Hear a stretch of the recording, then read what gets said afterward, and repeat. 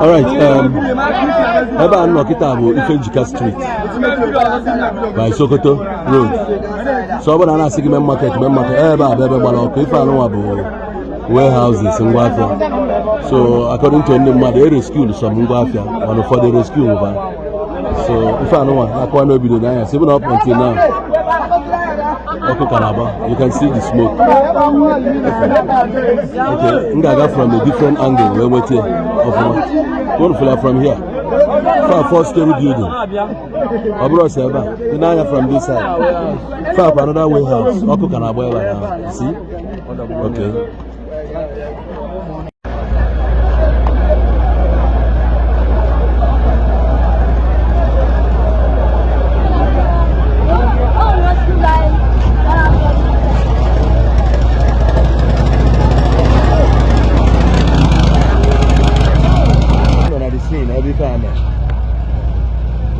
Ifejika Street. Abono na nga funa truck in the fire service.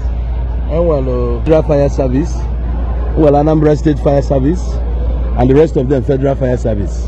You know, they have been able to funa banyo loko we contain go to the oku. Man, after today, I got my like Anambra State. I take you from serious. I may be chamber again. My market get city up. No fire service 10. Yes. Okay, when they gonna stand by now, go on. What guy about the farm, man? If you don't charge the car, you trying to prepare ahead of time. If you never charge the car, you trying to be ready. In case you live man, when I open the OG until on there, so I can say fire like year after year. Before I go to Canada, even the donor. It's your brother.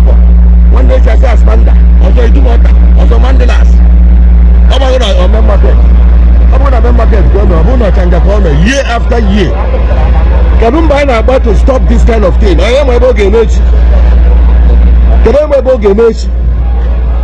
on your side, Aquado, ever on a business, double fire service, fire truck, double ambulance, double even for emergency. But I brought from Igbo. I had them here. One suspect, your people work at Kita, Walker, if you for ambulance, woman, the year for football, what was accident and all that. And I got a blue accident to war. No market to 2 hours, but you will truck 10 in case. And I could be ahead of time. Okay, Samia, I go more than a year. And when I get set aside next year, I am a local one easy. Year after year, we can never learn. And I'm here. Shopping in the Abana, passports, and there go. When I'm seeing the Marucho, they look at you. I'm going to call a truck. I'm going to call truck now 50-60 million. Yeah, baby. Compared to the Naira. I just go on your park here. In case any emergency, I contain all your clothes. But I can't go. Igbo, I can never quiet like this until I am leaving. My guy, I'm going to be 20-30 years.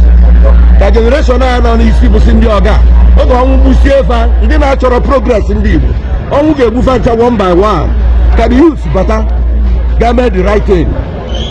Often I don't no give them you can earn. It's about Futasi Balaka. Shape potato if I get make if a gaga, they can't think well. Master chairman, February and easy, chairman online, all got work good 80 years. Only one. I have waited 35 years, 30 years in your church. Go use your brain as a youth.